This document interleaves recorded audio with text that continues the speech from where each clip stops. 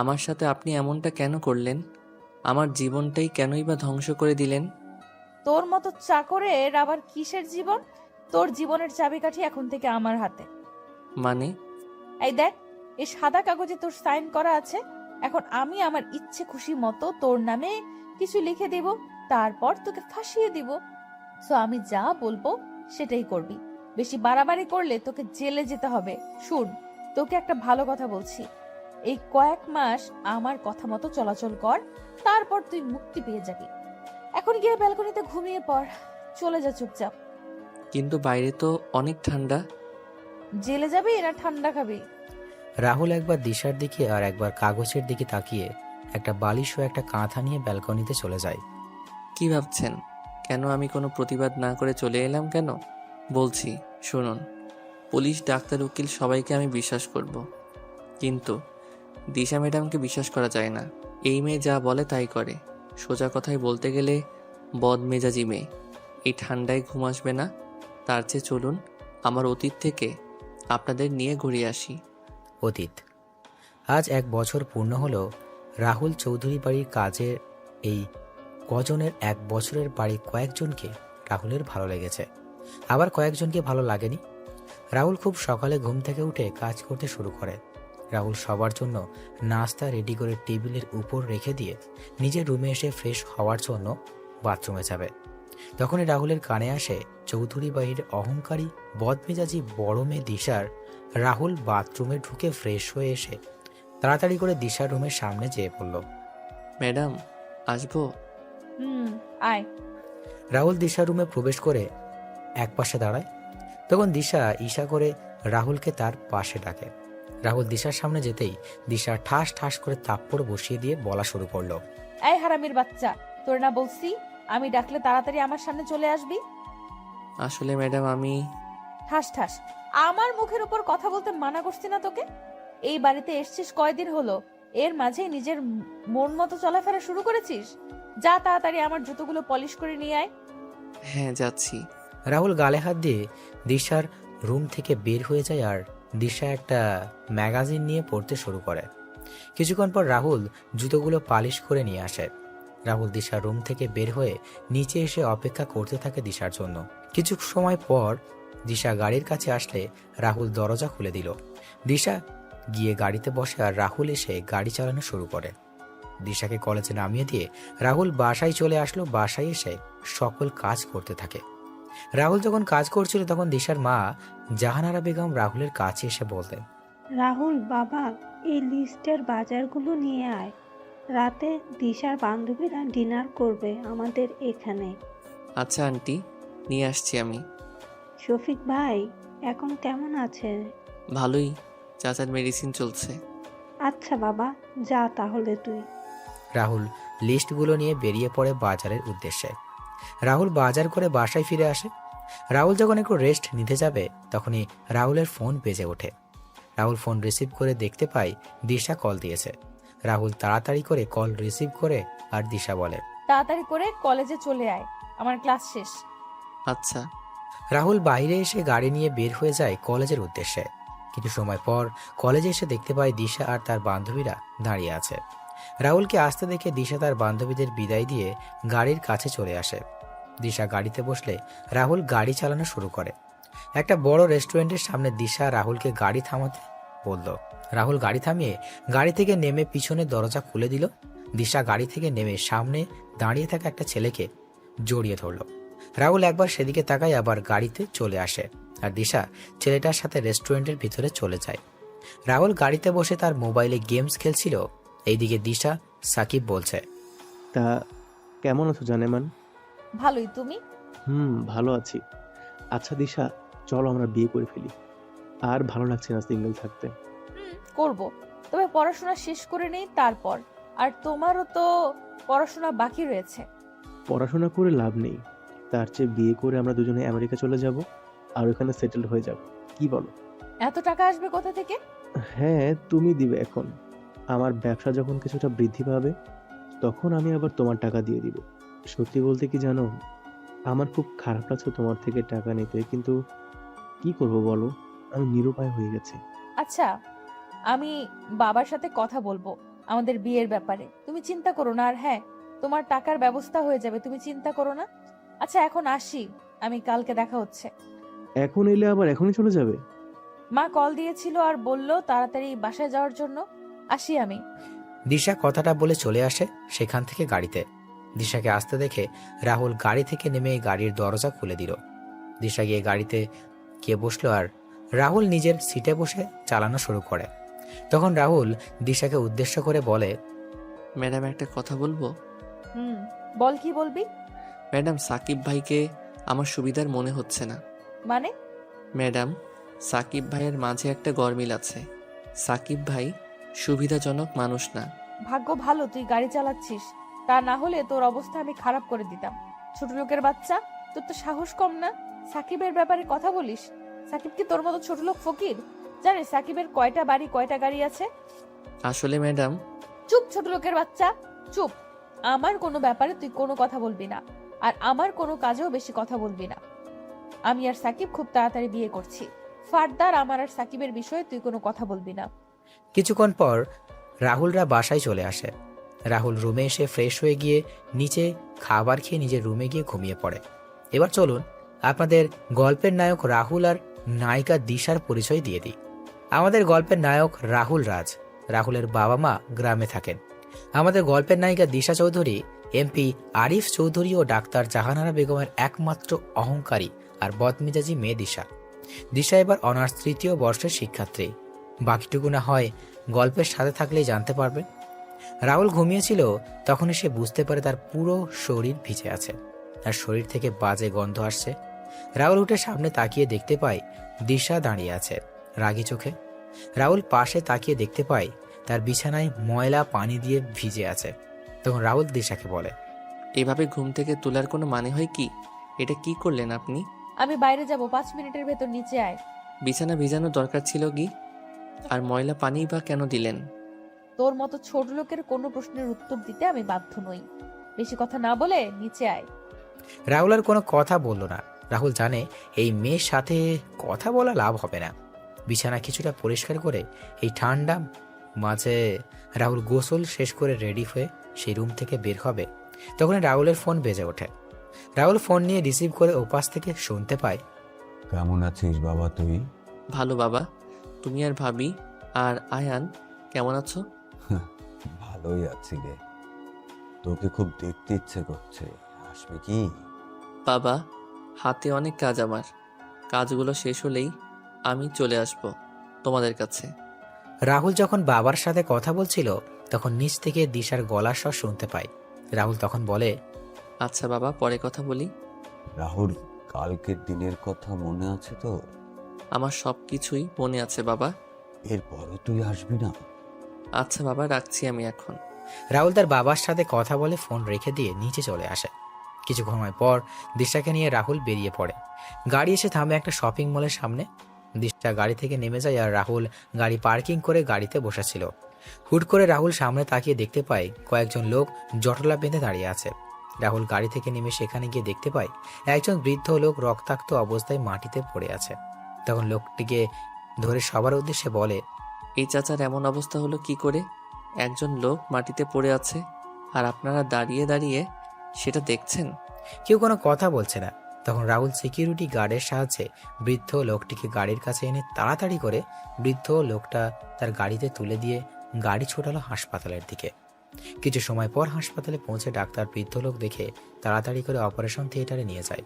40 minute পর doctor operation theatre থেকে বের হয়ে রাহুলের সামনে এসে বলে, দেখুন, এই বৃদ্ধ চাচাকে অনেক বাজেভাবে আঘাত করা হয়েছে। একজন অমানুষ ছাড়া এমন কাজ করতে পারে না। চিন্তা নেই, উনি এখন বিপদমুক্ত। ডাক্তার, ওনার জ্ঞান কি ফিরেছে? না, 2 থেকে 3 ঘন্টা পর জ্ঞান ফিরবে। অনেক রক্ত বের হয়েছে, যার জন্য কিছুটা দুর্বল। ওনার ডান হাতটা ভেঙে গেছে। কয়েক মাস রেস্ট নিলে উনি সুস্থ হয়ে যাবেন। ওনাকে কেবিনে শিফট করা হয়েছে। জ্ঞান ফিরলেই দেখা করতে পারবেন। ধন্যবাদ ডাক্তার।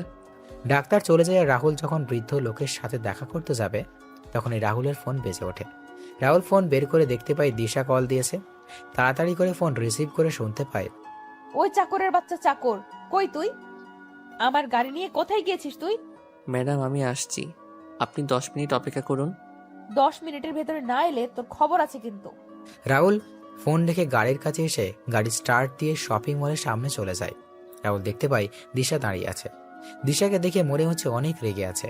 দিশার সামনে গাড়ি থামিয়ে গাড়ি থেকে নেমে গাড়ির দরজা খুলে দিল। দিশা গাড়ির ভিতরে তাকিয়ে রাহুলের গায়ে ঠাস ঠাস করে থাপ্পড় বসিয়ে দিল। রাহুল বুঝতে পারছে না হঠাৎ করে দিশা কেন তাকে সবার সামনে এইভাবে থাপ্পড় মারছে। রাহুলের গালে হাত দিয়ে দিল, বলে, 10 মিনিটের আগেই তো আমি চলে এলাম, তাহলে মারলেন কেন? এই কুত্তার বাচ্চা, আমার গাড়ির সিটের রক্ত আসলো কি করে? কাকে আমার গাড়িতে খুন করেছিস বলতো? ম্যাডাম কি বলছেন কি? আমি কেন শুধু শুধু খুন করতে যাব কাউকে? তাহলে আমার গাড়িতে রক্ত আসলো কি করে? আসলে ম্যাডাম, এই ফকিরের বাচ্চা, তুই কি আমার গাড়িকে পাবলিক গাড়ি পেয়েছিস? এই গাড়ির দাম জানিস তুই? তোর মতো 100 জন চাকরের জীবনের চেয়েও এই গাড়ির মূল্য অনেক বেশি। ম্যাডাম কেউ বিপদে বা আঘাতপ্রাপ্ত হলে তাকে সাহায্য করা আমাদের সকলের দায়িত্ব। মানুষের জীবনের যে মূল্যবান আর কিছু নেই। চল বাসায়, আজকে তোর খবর আছে। দিশা কথাগুলো বলে গাড়ির সামনের সিটে বসে পড়ে আর রাহুল মাথা নিচু করে গাড়িতে এসে চালানো শুরু করলো। কিছু সময় পর বাসায় এসে গেলে দিশা গাড়ি থেকে বাসার ভিতরে প্রবেশ করে আর রাহুল গাড়ি পার্কিং করে আসে। মা বাবা, মা বাবা কোথায় তোমরা? নিচে আসো। মা বাবা। কি হয়েছে? বাড়ি মাথায় তুলে নিচ্ছিস কেন? কিরে মা, এমন করে চিৎকার করছিস কেন? চিৎকার কি আর নিজের ইচ্ছায় করছি? ওই চাকরের বাচ্চা চাকর কি করেছে জানো তোমরা? কি করেছে রাহুল? আর তোমায় না বলেছি রাহুলকে চাকর বলবে না। বাড়ির চাকরকে চাকর বলবো না তো কি বলবো? দিশা, বাজে না বকে কি হয়েছে সেটা বলো। ওই চাকর আমার পুরো গাড়িতে রক্তের দাগ লেগে নিয়ে আসছে। আমার গাড়িটা নোংরা করে দিয়েছে ও। এটা তো ভালো কাজ করেছে রাহুল। আমি যদি রাহুলের জায়গায় থাকতাম তাহলে একই কাজ করতাম। কারণ মানুষ হলো সৃষ্টির সেরা জীব। মানুষের জীবনের মূল্যের চেয়ে আর কিছুর মূল্য এই পৃথিবীতে নেই। বাবা, তুমি বুঝতে পারছো না কেন বলো তো? ওই ফকিরের বাচ্চা আমার নতুন গাড়িটা নষ্ট করে দিয়েছে। আয় রাহুল, এইদিকে। হ্যাঁ আন্টি বলুন। আচ্ছা, এই বৃদ্ধ লোক এখন কেমন আছেন? যতটুকু জানি ওনার জ্ঞান ফিরেনি এখনো।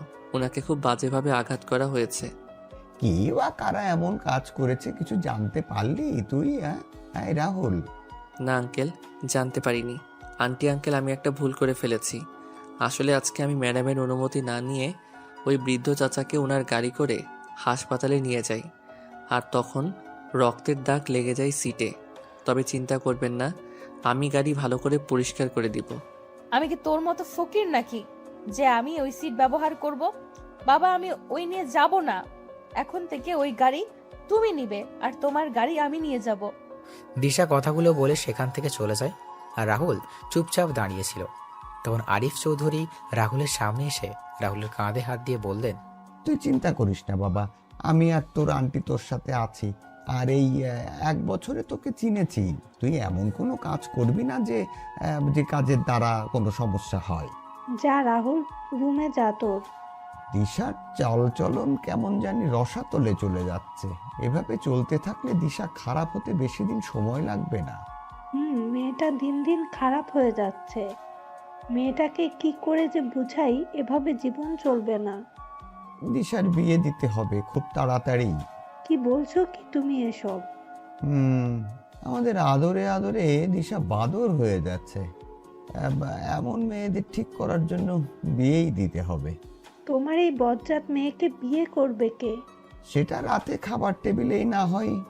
রাতের বেলা দিশা তার বান্ধবীদের সাথে রুমে বসে আড্ডা দিচ্ছিল আর রাহুলও জাহানারা বেগম রান্নাঘরে কাজ করছে। তখন দিশা নিচ থেকে বলে যায়, মা, আমাদের জন্য চিকেন ফ্রাই আর চিকেন ললিপপ আমার রুমে পাঠিয়ে দাও তো। আমি পারবো না, নিজে করে নিয়ে আয়। এই রাহুল ফকিন্নি, তুই তাড়াতাড়ি করে নিচে আয়, নিয়ে আয়। সময় 30 মিনিট মাত্র। ও কি মেশিন যে 30 মিনিটে হয়ে যাবে? এগুলো খেতে যত সহজ, সেগুলো তৈরি করতে অনেক কষ্ট। আচ্ছা, 1 ঘন্টা সময় দিলাম। আচ্ছা ম্যাডাম। দিশা চলে যায় আর রাহুলের চিকেন ফ্রিজ থেকে বের করে নিয়ে দিশার বলে যাওয়া চিকেন ফ্রাই আর ললিপপ তৈরি করতে লাগলো।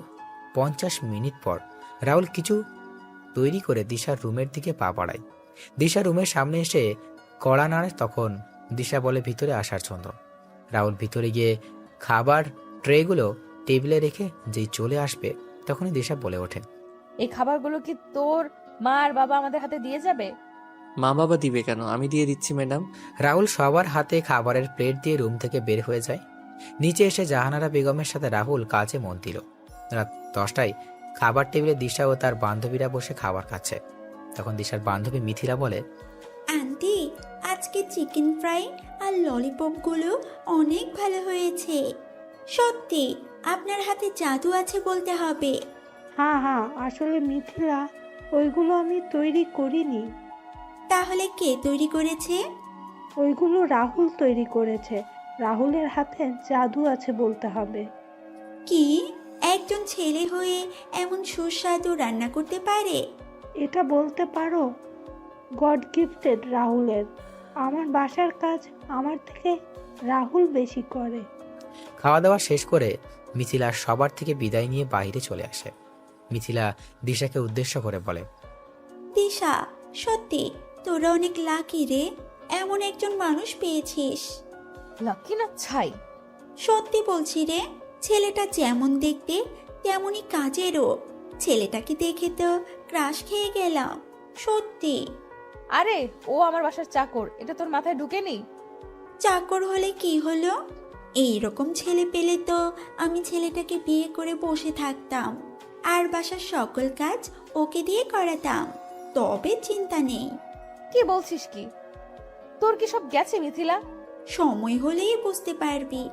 আসি রে। মিথিলা চলে যায়। দিশা বাসায় এসে দেখতে পায় রাহুল আর তার বাবার কথা বলছে। তখন দিশা তার বাবার সামনে এসে বলে, বাবা, কি নিয়ে কথা বলছো তুমি ওই ফকিরের সাথে? দিশা, নিজের ব্যবহার ঠিক করো তুমি। কি কথা বলছো বললো না তো বাবা? কালকে তোমায় দেখতে আসছে, তারই কথা বলছি আমি। কি দেখতে আসছে মানে? তোমার বিয়ের কথাবার্তা চলছে। অনেকদিন নিজের মতো করে ঘোরাঘুরি তো করলে, এবার স্বামী সংসারের দিকে মনোযোগী হও। না, এটা হবে না। কেন হবে না? আর কত বাউন্ডুলের মতো ঘোরাঘুরি করবে তুমি? মা বাবা, আমি একজনকে পছন্দ করি আর তাকেই বিয়ে করতে চাই। তুমি যাকে পছন্দ করো তার নাম হলো সাকিব খান। সে একজন মেয়েবাজ এবং জুয়ারি। সে তোমার থেকে মিথ্যে বলে অনেক টাকা নিয়েছে এবং সামনে আরো নেবে। বাবা, তুমি ওর নাম জানলে কি করে? তুমি একজন এমপির মেয়ে, এটা ভুলে যেও না কখনো দিশা। বাবা, আমি সাকিবকে ছাড়া কাউকে বিয়ে করব না। আমি যতদিন বেঁচে আছি ওই ছেলের সাথে তোমার বিয়ে হবে না।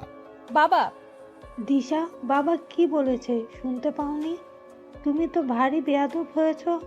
মা আর বাবার সাথে কেমন করে কথা বলতে হয় সেটা ভুলে গিয়েছো দেখছি। মা। কালকে থেকে তোমার বাইরে যাওয়া বন্ধ বলে দিলাম দিশা। বেশি বাড়াবাড়ি করলে কাজী রেখে বিয়ে দিয়ে দেবো কিন্তু। খুব ভালো লাগে না। দিশা তার রুমে চলে যায়। রুমে গিয়ে ভাবতে থাকে, না, আমি সাকিবকে ছাড়া কাউকে বিয়ে করব না। সাকিবের জন্য আমি প্রয়োজন হলে বাড়ি থেকে পালাতেও, হ্যাঁ, আমায় পালাতে হবে। 1 মিনিট, তার আগে সাকিবকে কল দেই। হ্যালো সাকিব, কই তুমি? আমি তো এখন এয়ারপোর্টে যাচ্ছি। এয়ারপোর্টে মানে? হ্যাঁ, কিছু কাজে আমি আমেরিকা যাচ্ছি। কেন, কি হয়েছে জানেমা? সাকিব, বাবা আমার বিয়ে ঠিক করেছে আর কালকে আমার ছেলেপক্ষ দেখতে আসছে। কি বলছো কি? হঠাৎ করে এমন সিদ্ধান্ত কেন? জানি না, তবে আমার মনে হয় রাহুল বাবাকে কিছু উল্টাপাল্টা বুঝিয়েছে। সাকিব, আমি তোমায় ছাড়া কাউকে বিয়ে করতে পারবো না। তুমি এয়ারপোর্টে থাকো, আমি আসছি। না না, এখন এসো না তুমি। কেন সাকিব, তুমি বুঝতে পারছো না কেন? তুমি কালকে ছেলে পক্ষের যদি আমায় পছন্দ হয়ে যায় তাহলে আমাদের কি হবে? কিচ্ছু হবে না। তুমি পারবে তো এই কাজটা করতে? তুমি কিন্তু পারবে, আমি জানি। 3 মাস পর আমি আমার কাজ শেষ করে ফিরে আসছি। এখন বলো তুমি পারবে কিনা? কিন্তু সাকিব, তুমি চাও না দিশা আমি প্রতিষ্ঠিত হই, আমার কোনো পরিচয় হোক? আমি পারবো সাকিব। দিশা ফোন রেখে নিচে এসে তার মা বাবাকে উদ্দেশ্য করে বলে ওঠে, না বাবা, আমি রাজি। সত্যি বলছিস তুই মা? হ্যাঁ বাবা, সত্যি বলছি। আমি জানতাম আমার মেয়ে আমার কথা কখনো ফেলবে না। আচ্ছা, বাকি কথা পরে হবে। মা, আমার খুব ক্ষুধা পেয়েছে, তাড়াতাড়ি খাবার দাও। দিচ্ছি, আয় তোরা। রাহুল, তুইও আয়। আন্টি। রাহুল রান্নাঘরে জাহানারা বেগমের সাথে সকল খাবার নিয়ে এসে টেবিলে রাখছে। তখন জাহানারা বেগম বলেন, যা রাহুল, টেবিলে বস, আমি খাবার নিয়ে আসছি। মনে মনে বললাম, টেবিলে বসি, আমি আর আপনার মেয়ে আমার হাবি গোষ্ঠীকে নিয়ে কথা বলুক, দরকার নেই, আমি পরে খেয়ে নিব। কিরে রাহুল, আয় টেবিলে বস। না আঙ্কেল, আপনারা খান, আমি একটু পরে খেয়ে নিব। বললাম না বসতে রাহুল। আরিফ চৌধুরী জাহানারা বেগম রাহুলকে তাদের সাথে জোর করে বসিয়ে দিলেন। রাহুল তাদের সাথে টেবিলে বসতে চায়নি। দিশা তার মা আর বাবাকে উদ্দেশ্য করে বলে, মা বাবা, তোমরা কি শুরু করেছো বলো তো? বাড়ির চাকরকে নিয়ে এত আদিক্ষেতা কেন দেখাচ্ছ? ও বাড়ির বাকি চাকরদের সাথে বসে খাবার খাবে, তাহলে কেন আমাদের সাথে টেবিলে বসিয়েছো? তোমাকে না বলেছি দিশা, রাহুলকে বাড়ির চাকর বলবে না। দিশা, হচ্ছেটা কি? চুপচাপ বসে খাবার খাও, কোনো কথা বলবে না। আমি এর সাথে এক টেবিলে বসে খাবার খাবো না। আচ্ছা ম্যাডাম, আপনি খাবার খেয়ে নেন, আমি টেবিল ছেড়ে দিচ্ছি। আমি এখানে খাবো না, আমি গেলাম। এখন কেন খাবি না? ছেলেটা তো তার খাবার নিয়ে টেবিল থেকে চলে গেছে। আমার খাবার রুমে পাঠিয়ে দাও, আমি রুমে খেয়ে নিব। কথাগুলো বলে দিশা রুম থেকে চলে যায় আর রাহুল নিজের খাবার নিয়ে চলে যায়। খাওয়া দাওয়া করে রাহুল তার রুমে ঘুমিয়ে যায়। পরের দিন সকালে রাহুল ঘুম থেকে উঠে বেরিয়ে যায় গাড়ি নিয়ে হাসপাতালে। সেখানে গিয়ে ডাক্তারের সাথে কথা বলে চলে যায় বৃদ্ধ চাচার সাথে কথা বলতে তার কেবিনে। রাহুল কেবিনে গিয়ে চাচার উদ্দেশ্যে করে বলে ওঠে, চাচা কেমন আছেন আপনি এখন? ভালোই বাবা, হয়তো তোমার জন্য মৃত্যুর দরজা থেকে ফিরে এলাম বাবা। আচ্ছা চাচা, আপনার এই অবস্থা হলো কি করে? সে আবার পোড়া কপাল বাবা। চাচা, আমি তো আপনার ছেলের মতো, কি হয়েছে আমায় বলুন। রাহুল কথা শুনে বৃদ্ধ লোকের চোখের কোণ ভিজে ওঠে। রাহুল চাচার চোখের জল মুছে দিয়ে চাচার দিকে তাকিয়ে তখন চাচা রাহুলকে বলেন, বাবারে, আমি একজন বীর মুক্তিযোদ্ধা। অনেক সংগ্রাম করে এই দেশকে শত্রুমুক্ত করেছিলাম, কিন্তু দেশের ভিতরে যে এত শত্রুর বংশধরেরা থেকে যাবে এটা কখনো ভাবিনি। মানে চাচা, কি হয়েছে বলুন তো। বাবা, সরকার থেকে আমায় একটা বাড়ি আর কিছু জমি দিয়েছিল। আমি বউ, ছেলের বউ নিয়ে আমার জীবন ভালোই চলছিল, কিন্তু আমার ভালো জীবনটা কালো জীবনে পরিণত হয়। একদিন কয়েকজন লোক এসে বলে আমার এই বাড়ি আর জমিগুলো তাদের নামে লিখে দিতে। আমি তাদের মানা করে দিই। এভাবে সপ্তাহের পর সপ্তাহ ওরা এসে আমাদেরকে বাড়ি ছেড়ে দেওয়ার জন্য বলতো, আর আমরা ওদের কারণেও অতিষ্ঠ হয়ে উঠি। আমার ছেলে সালাম ওদের বিরুদ্ধে থানায় মামলা করতে যায় এবং মামলা করে বাসায় চলে আসে। পরের দিন সকালে ওই লোকগুলো এসে আমাদের গ্রামের সমস্ত লোকের সামনে আমার ছেলে, আমার স্ত্রী আর আমার 5 মাসের অন্তঃসত্ত্বা স্ত্রীকে জোর করে বের করে দেয়। আমরা কোনো উপায় না পেয়ে থানায় চলে যাই। থানার বড় অফিসারকে সব কথা বলে যাতে, তবে উনি উল্টো আমাদেরকে বলে দেয় যে সেই লোকগুলোর কথা যাতে মেনে নিই। কিন্তু আমি আর আমার পরিবারের সবাই ছিল আমার সিদ্ধান্তের সাথে একমত। আমি ওদের কথা মেনে নিলে আমার পরিবার নিয়ে রাস্তায় বসতে হবে। আমি কোনো উপায় না পেয়ে আবার বাড়িতে ফিরে আসি। বাড়িতে আসতেই দেখতে পেলাম লোকগুলো বসে আছে সেখানে। আমি তাদের অনেক অনুরোধ করলাম, কিন্তু তারা শোনেনি। তারপর আমরা ওদের স্যারের সাথে কথা বলতে চাই। তখন ওরা আমাদের নিয়ে যায় ওদের স্যারের সামনে। আমি ওদের স্যারকে সবকিছু খুলে বলি, অনেক আশা নিয়েই কথাগুলো বলি, যেন উনি শুনলে আমাদের দয়া করবেন। কিন্তু ওই স্যার আমাদের অনেক খারাপ কথা বলেছে। এসব শুনে আমার ছেলে সালাম গিয়ে ওই স্যারের কলার টেনে ধরে রাগান্বিত কণ্ঠে কিছু কথা বলে। ওই কথাগুলো শুনে আমার ছেলেকে আমাদের চোখের সামনে গুলি করে হত্যা করে। সেই দিন ওই আমার ছেলেকে হারিয়ে আমার পুরো পৃথিবী থমকে যায়। আমাদের এবং আমার ছেলের লাশ ওরা রাস্তায় এনে অনেক কিছু করার চেষ্টা করে। যখন কোনো উপায় পেলাম না, তখন একটা গাড়ি ঠিক করে ছেলের লাশ নিয়ে রওনা দিলাম গ্রামের দিকে। মাঝ রাস্তায় আমার ছেলের বউ অজ্ঞান হয়ে যায়, আর গাড়িতে কোনো পানি ছিল না। আমি পানি কেনার জন্য একটা দোকানে যাই। পানি নিয়ে যখন দোকান থেকে বের হই, তখন দেখতে পাই দুটো ট্রাক এসে ওই গাড়িতে ধাক্কা মেরে এবং গাড়িটা খাদে পড়ে আগুন ধরে যায়। একদিনে আমি আমার পরিবারকে হারিয়ে ফেলি, শুধু একজন মানুষের জন্য।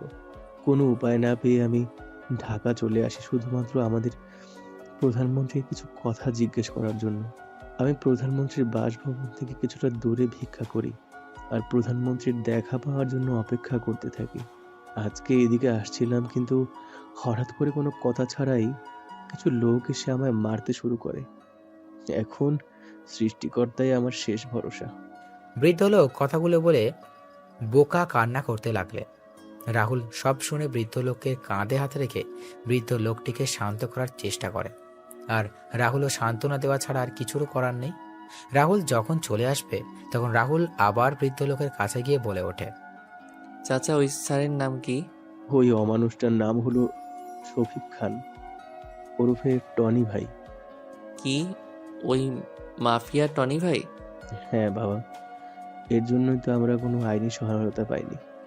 আচ্ছা চাচা, তাহলে আমি আসি। তাহলে তুমি এই 2 মাস হাসপাতালে থাকবে আর তোমার খরচ আমি বহন করব।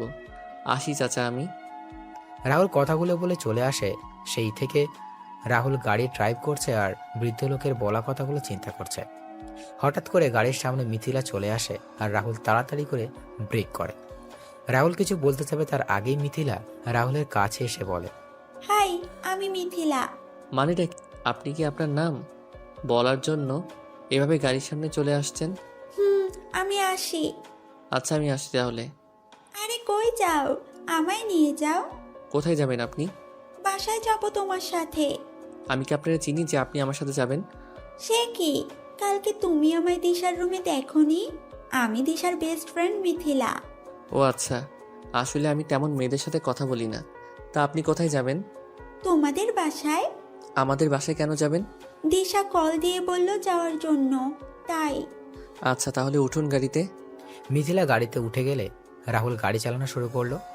গাড়ির ভিতর আর কেউ কোনো কথা বলেনি। সবকিছু রাহুল এসে বাসায় পৌঁছে যায়। রাহুল গাড়ি রেখে বাসায় চলে আসে। রাহুলকে আসতে দেখে আরিফ চৌধুরী রাহুলকে ডেকে বললেন, রাহুল, তুই বাজার থেকে এই লিস্টে লেখা জিনিসগুলো নিয়ে আয় বাবা, হ্যাঁ? আর ওই এইদিকে অনেক কাজ বাকি আছে কিন্তু। আচ্ছা আমি নিয়ে আসছি আঙ্কেল। রাহুল লিস্ট নিয়ে বাজারে রওনা দিল। এইদিকে কেউ কাউকে কল দিয়ে বলছে, বস, শিকার পেয়ে গেছি এবং লক করে দিয়েছি, এখন কি করব? পিছনে। আর বুঝতে পেরেছিস তো? হ্যাঁ বলে ফোন কেটে দিল। এদিকে রাহুল বাজারে এসে লিস্টের সকল জিনিসগুলো নিয়ে নিল। রাহুল গাড়ি চালিয়ে কিছু দূর আসার পর গাড়ি ব্রেক করে রাহুলের সামনে তাকিয়ে দেখতে পায় কতগুলো লোক মুখে কাপড় বেঁধে হাতে লাঠি নিয়ে দাঁড়িয়ে আছে। রাহুল গাড়ির গ্লাস নামিয়ে বলে, কি ব্যাপার ভাইরা এইভাবে রাস্তা আটকানো মানে কি? রাস্তা থেকে সরে যান, বাসায় যেতে হবে। লোকগুলো রাহুলের কথা শুনতে হেসে শুরু করলো। তখন রাহুল আবার বলে, কি হলো ভাইরা, রাস্তা থেকে সরে যান, আমি যাব। সময় মতো জিনিসগুলো নিয়ে না গেলে আমায় অনেক কথা শুনতে হবে। লোকগুলো এবার গিয়ে এসে রাহুলকে গাড়ি থেকে টেনে বের করে নিয়ে রাস্তার পাশে থাকা একটা গাড়িতে করে নিয়ে আর রাহুলকে কোনো কথা ছাড়াই মারতে শুরু করলো। রাহুল চেষ্টা করে পারছে না নিজেকে ওদের থেকে বাঁচানোর জন্য। একজনের পর একজন রাহুলকে আঘাত করেই যাচ্ছে। আর হুট করে কেউ রাহুলের মাথায় বাড়ি কিছু দিয়ে আঘাত করে আর রাহুল মাথায় হাত দিয়ে মা গো বলে চিৎকার দিয়ে বসে পড়ে। আমি মাথায় হাত দিয়ে দেখতে পেলাম মাথা দিয়ে রক্ত পড়ছে। আমি মাটিতে হাঁটু গেড়ে মাথায় হাত দিয়ে বসে আছি। লোকগুলো আমার সামনে আসে। 2টা ছেলে আমার বাম পাশ ও ডান পাশ থেকে জ্বলন্ত 2টা রড আমার 2 হাতে ঢুকিয়ে দেয়। আমি ব্যথায় চিৎকার দিয়ে উঠি, ও মা, মা গো! একে তো ব্যথায় ব্যথা করছে, সাথে আমার 2 হাতে জ্বলন্ত ও বড় রড ঢুকিয়ে দিয়েছে। আমার যন্ত্রণা যেন বেড়ে যাচ্ছে। আমার চোখ বন্ধ হয়ে আসছে। চোখ বন্ধ হওয়ার আগে আমি দেখতে পেলাম দিশা ম্যাডাম আমার দিকে হাসতে হাসতে এগিয়ে আসছে। এক সময় আমার চোখ দুটো বন্ধ হয়ে যায় আর আমি মাটিতে লুটিয়ে পড়ি। দিশা এসে রাহুলের জ্ঞানহীন শরীরের উপর পা দিয়ে বলে ওঠে, বলেছিলাম ফকিরের বাচ্চা, তোকে আমার ব্যাপারে কথা বলতে আসবি না, কিন্তু তুই শুনলি না আমার কথা। এবার বুঝ আমার কথা না শোনার পরিণাম কি হয়। দিশা কথাগুলো বলে রাহুলের জ্ঞানহীন দেখে লাথি দিয়ে তার লোকেদের নিয়ে চলে যায়। এদিকে আরিফ চৌধুরী রাহুলকে কল দিয়ে যাচ্ছেন, কিন্তু কেউ রিসিভ করছেন না। এইদিকে ছেলেপক্ষ চলে আসে দিশাকে দেখতে। আরিফ চৌধুরীও ব্যস্ত হয়ে পড়েন তাদের সাথে। আমি চোখ খুলে দেখতে পেলাম একটা বেডে শুয়ে আছি। চারপাশে তাকিয়ে ভালো করে তাকিয়ে দেখলাম আমার পাশের বেডে সেই বৃদ্ধ চাচা আমার দিকে তাকিয়ে আছেন। কি রে বাবা, এখন কেমন লাগছে তোর? ভালো লাগছে। মাথায় প্রচণ্ড ব্যথা করছে, হাত নাড়াতে গিয়েও হাত নাড়াতে পারলাম না। হাতেও ব্যথা করছে প্রচুর। আশ্চর্যের বিষয় হলো আমি আমার শরীরে প্রচণ্ড ব্যথা অনুভব করছি, যা কাউকে বলে বোঝাতে পারবো না। তোর এই অবস্থা কি করলো বাবা? আর একটু হলে তো তোর 2 হাত একেবারের জন্যই হারিয়ে ফেলতি, নিজের প্রাণটাও তো হারিয়ে ফেলতে পারতি। আচ্ছা চাচা, আমি এখানে আসলাম কি করে? জানি না, তবে সেটা ডাক্তার বলতে পারবে। রাহুল আর বৃদ্ধ চাচা যখন কথা বলছিল তখনই ডাক্তার কেবিনে প্রবেশ করে। ডাক্তার রাহুলের কাছে এসে রাহুলকে পরীক্ষা করে বলেন, তোমাকে প্রথমে দেখে তো খুব ভয় পেয়ে গিয়েছিলাম, তা এখন কেমন লাগছে তোমার? ভালোই ডাক্তার, তবে আমার শরীরের প্রচণ্ড ব্যথা করছে। আচ্ছা, ও হ্যাঁ, এই নাও তোমার ফোন। আঙ্কেল নামে একটা নাম্বার থেকে কয়েকবার কল এসেছিল, তারপর আমি কল রিসিভ করে তোমার অবস্থা ওনাদের জানিয়ে দেই। হয়তো কিছু সময় পর ওনারা চলে আসবেন। ডাক্তার, আমি এখানে আসলাম কিভাবে? আমি যখন আমার বাসায় যাচ্ছিলাম তখন তোমার অচেতন ও রক্তাক্ত অবস্থায় রাস্তার পাশে পড়ে থাকতে দেখি, তারপর তোমার এখানে নিয়ে আসি। আচ্ছা, এই অবস্থা হলো কি করে তোমার? আসলে রাস্তায় আমি কয়েকজন ছিনতাইকারীর হাতে পড়ি আর তাদের সাথে হাতাহাতির এক পর্যায়ে এমন হয়। তাই বলে তোমার হাতে জ্বলন্ত রড ঢুকিয়ে দেবে? এটা আমার বিশ্বাস হচ্ছে না। সাথে তোমার তো খুব বিষাক্ত বিষ দেওয়া হয়েছিল, যা মানবদেহে খুব তাড়াতাড়ি ছড়িয়ে পড়ে। তবে তোমার ভাগ্য ভালো যে তুমি এই যাত্রায় বেঁচে গিয়েছো। আচ্ছা, আমার ঠিক করে বলো তো কি হয়েছে তোমার সাথে? ডাক্তার, সত্যি তো বললাম, আপনাকে মিথ্যা বলে লাভ কি আমার? আপনি বলুন, কেউ কি ইচ্ছে করে নিজের এতটা ক্ষতি করবে? আর বিষের ব্যাপারটা তো আমার অজানা। কেবিনে তখন প্রবেশ করেন আরিফ চৌধুরী, জাহানারা বেগম, দিশা আর মিথিলা। আরিফ চৌধুরী ডাক্তারকে বলেন, ডাক্তার, এখন রাহুল কেমন আছে? স্যার, চিন্তার কোনো কারণ নেই। রাহুল এখন বিপদমুক্ত। তবে আর কিছুক্ষণ পর রাহুলের সাথে দেখা হলে রাহুলের হাত দুটো কেটে ফেলতে হতো। হয়তো রাহুল আমাদের মাঝ থেকে, বুঝতেই পারছেন তো। কি বলছেন কি ডাক্তার আপনি? হ্যাঁ ম্যাডাম, আমি ঠিক বলছি। কারণ ছেলেটার 2 হাতে কারা যেন জ্বলন্ত রড ঢুকিয়ে দিয়েছে। সাথে রাহুলকে কেউ অনেক বিষাক্ত বিষ দিয়ে মেরে ফেলতে চেয়েছিল। এই বিষ তো আমাদের বাংলাদেশ থেকে ব্যান্ড করা হয়েছে। তাহলে এটা আসলো কি করে? রাহুল, কারা ছিল? তুই কি তাদের দেখেছিস? শুধু বল আমায়, তুই দেখ আমি কি ব্যবস্থা ওদের করি। আমি একবার দিশা ম্যাডামের দিকে তাকালাম, দেখলাম ম্যাডাম কিছুটা ভয় পেয়ে আছে। ম্যাডাম একবার আর চোখে আমার দিকে আর একবার আঙ্কেলের দিকে তাকাচ্ছে। কি রে রাহুল, তোর আঙ্কেল তোকে কি জিজ্ঞাসা করছে বলবি তো? আসলে আঙ্কেল আন্টি ওদের মুখে কাপড় বাঁধা ছিল, আমি ঠিক করে দেখতে পাইনি। আচ্ছা আচ্ছা, আমি দেখছি। হ্যাঁ, ডাক্তার, আপনি রাহুলকে কোথায় পেয়েছিলেন? আমি রাহুলকে ওই বাইপাস রাস্তার পাশে অজ্ঞান অবস্থায় পেয়েছিলাম। আঙ্কেল বাদ দাও না, যা হওয়ার সেটা হয়ে গেছে তো। তুই বুঝতে পারছিস না? আর একটু হলেই তো তোর কত বড় ক্ষতি হয়েছে তো। দিশা রাহুলের কথা শুনে বেশ অবাক হয়ে যায়। দিশা মনে মনে বলছে, আমরা তো রাহুলকে মেরে ওই বাড়িতে ফেলে রেখেছিলাম, তাহলে বিষ দিল কে রাহুলকে? আর কে করতে চাইছে এমনটা? তাহলে কি কেউ আমাকে ফাঁসানোর চেষ্টা করছে? কে করবে এমনটা? ছাই, যাই হোক, রাহুল মরলেই তো আমার লাভ। ডাক্তার আর আরিফ চৌধুরী বাইরে চলে যান। মিথিলা একবার রাহুলের দিকে আর একবার দিশার দিকে তাকিয়ে রাহুলের পাশে গিয়ে কানে কানে বলে, তা ছিনতাইকারী কি শুধু ছেলে ছিল, না সাথে মেয়েও ছিল? মানে? বলেছি যে ছিনতাইকারী কি শুধু ছেলে ছিল, না সাথে মেয়েও ছিল? মেয়ে হতে যাবে কেন? ছেলেই তো ছিল। ও আচ্ছা, আমি আরো ভাবলাম। কি ভাবলেন? কিছু না। দিশা কিছুক্ষণ চলে যায় বাসায়। রাহুল জাহানারা বেগমকে উদ্দেশ্য করে বলে, আন্টি, আজকে কি ছেলেপক্ষ এসেছিল ম্যাডামকে দেখতে? হ্যাঁ, এসেছিল। আর দিশাকে তাদের পছন্দ হয়েছে। 15 দিন পর দিশার বিয়ে ঠিক করা হয়েছে, কিন্তু এখন দেখছি বিয়ে পিছিয়ে দিতে হবে। কেন আন্টি, বিয়ে পিছিয়ে নেবেন কেন? তোর এই অবস্থা, তোর শরীর ঠিক হলেই দিশার বিয়ে হবে। তোর এই অবস্থায় বিয়ে হবে কি করে? তুই ছাড়া আমাদের সব দিক কে খেয়াল রাখবে বল? তোর আঙ্কেলের অবস্থা এখন বেশি ভালো না, সব দিক দেখাশোনা কে করবে? তুই রেস্ট নে, আমি আসছি, দেখি ডাক্তার কি বলে। জাহানারা বেগম কেবিন থেকে বের হয়ে যান। রাহুলও চোখ বন্ধ করে শুয়েছিল। তখনই মিথিলা রাহুলের পাশে বসে বলে, আচ্ছা, তুমি কেমন ছেলে মানুষ? হ্যাঁ, মানে? তুমি নিজেকে বাঁচাতে পারলে না? একা মানুষ কয়েকজনের সাথে লড়াই করবো বলুন তো? সেটা ঠিক।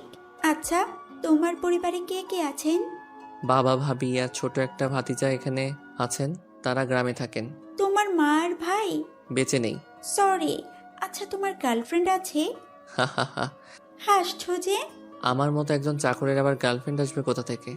মানুষের জুতার বাড়ি লাঠির বাড়ি খেয়ে আমার দিন যাচ্ছে, আর দরকার নেই এমন কিছুর। তাই বলে কি, এখনের ডিজিটাল যুগে ছেলেদেরও গার্লফ্রেন্ড থাকে অনেক।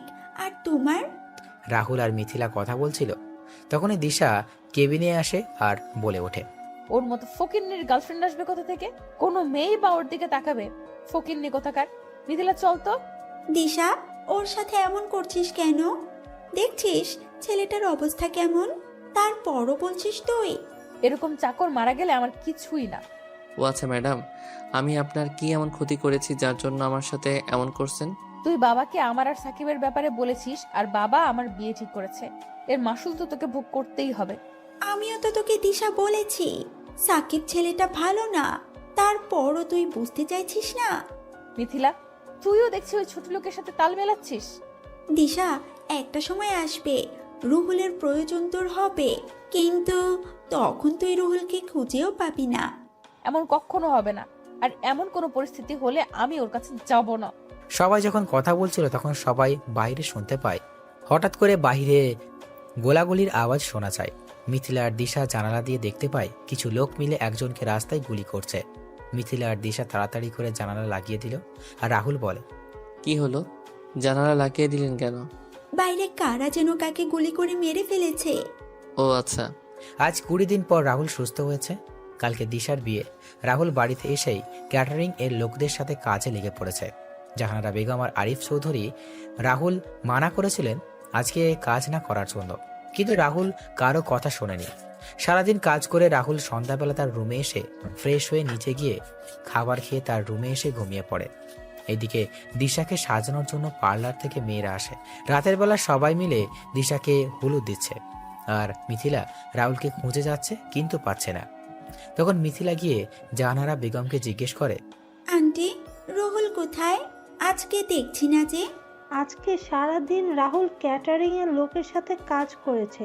সন্ধ্যাবেলা খাওয়া দাওয়া করে নিজের রুমে গিয়ে ঘুমিয়ে পড়েছে। কালকে তো রাহুলের অনেক কাজ, আমি বলেছিলাম থাকার জন্য, কিন্তু ছেলেটা বলল ওর ভালো লাগছে না। ও আচ্ছা। মিথিলা সেখান থেকে এসে রাহুলের রুমের সামনে চলে আসে। মিথিলা রাহুলের দরজায় এসে কড়া নাড়তে থাকে। কড়া নাড়ার শব্দে রাহুলের ঘুম ভেঙে যায়। রাহুল উঠে গিয়ে দরজা খুলে দিয়ে রাহুল ঠিকমতো চোখ খুলে রাখতে পারছিল না। রাহুল অনেক কষ্টে সামনে তাকিয়ে মিথিলাকে দেখে বলে, কি চাই আপনার? আগে গিয়ে ফ্রেশ হয়ে আসো, তারপর বলছি। এখন ঘুমাবো আমি। রাতে কি চুরি করতে যাবে যে এখন ঘুমাবে? আপনি আসুন এখন। আমি দরজা ঠেলে রুহুলের বিছানায় গিয়ে বসলাম, তারপর বললাম, তাহলে আমি বিছানায় বসে পড়লাম, তুমি ঘুমাও এখন। দেখুন, এখন ঘুম দেবী আমায় ডাকছে, আপনি জানতো। যাবে না? আমি সবাইকে চিৎকার দিয়ে বলবো তুমি আমায়। চোখে যা ঘুম ছিল মেয়েটার কথা শুনে আমার সকল ঘুম হাওয়া হয়ে গেল। কি চিৎকার দিবেন? চিৎকার দিয়ে কি বলবেন? কি বলবো সেটা তো তুমি বুঝতেই পারছো। রুহুলকে চোখ টিপ মেরে বললাম, আপনাকে আমার সুবিধার মনে হচ্ছে না, আপনি জানতো। Aunty, uncle. চুপ চুপ প্লিজ, আমি যাচ্ছি। কি মেয়ে রে বাবা, একেবারে নির্লজ্জ। আমি শিওর এই মেয়ে লুচ্চি নাম্বার 1। কি হলো, ডাকবো নাকি যাবে? যাচ্ছি। রাহুল বিড়বিড় করতে করতে চলে যায়, আর মিথিলা রাহুলের যাওয়ার দিকে তাকিয়ে হাসছে আর মনে মনে বলছে, মিস্টার রুহুল, তোমায় তো আমি ছাড়ছি না, তোমায় নিজের করে ছাড়বই আমি। রাহুল ফ্রেশ হয়ে এসে একটা টি শার্ট পরে নিল। তখন মিথিলা রাহুলের সামনে এসে বলে, বাহ, তোমায় তো খুব সুন্দর লাগছে, ইচ্ছে করছে খেয়ে ফেলি। মানে আমি কি ফল না সবজি যে আমায় খেয়ে ফেলবেন? তুমি হলে আমার চকলেট বয়। গাল টেনে বললাম, বলুন এবার কি বলবেন। চলো আমার সাথে তুমি। কোথায় যাব আপনার সাথে? আন্টি আঙ্কেলের আমার প্রয়োজন হতে পারে, আমি যাব না। মিথিলা রাহুলের দিকে একবার রাগী চোখে তাকিয়ে রাহুলের ডান হাত জড়িয়ে ধরে রুম থেকে গায়ে হলুদের জায়গা নিয়ে আসে। এইদিকে দিশাকে সবাই হলুদ দিচ্ছে। তখন মিথিলা বলে ওঠে, এই সরো সরো তোমরা, আমি আর রুহুল দিশাকে হলুদ দিব। রুহুল চলো। রাহুল মিথিলার কথা শুনে থমকে যায়, আর বাকি সবাই হাতে তালি দিচ্ছে। দিশা রাহুলের দিকে রাগী চোখে তাকিয়ে আছে। মনে হচ্ছে রাহুলকে দিশা কাঁচা কাঁচা খেয়ে ফেলবে। জাহানারা বেগম এসে মিথিলার কথার সাথে সহমত পোষণ করে বলে ওঠেন, হ্যাঁ হ্যাঁ, মিথিলা আর রাহুল গিয়ে দিশাকে হলুদ দিয়ে আয়। আমরা সবাই তো দিয়েই দিছি, যা তোরা। না, আন্টি মিথিলা ম্যাডাম গিয়ে ম্যাডামকে হলুদ দিয়ে আসুক, আমি বরং এখানেই আছি। আপনি যান মিথিলা ম্যাডাম। বলছি না আমার সাথে যাওয়ার জন্য? তাহলে এত কথা বলছো কেন? চলো চলো। হ্যাঁ রাহুল, তুই যা। রাহুল সবার কথা শুনে বাধ্য হয়ে দিশার পাশে গিয়ে বসে। মিথিলা দিশাকে হলুদ দিয়ে দিল আর রাহুলের দিকে হলুদের বাটি এগিয়ে দিল। রাহুল একবার দিশার দিকে আর একবার হলুদের বাটির দিকে তাকাচ্ছে।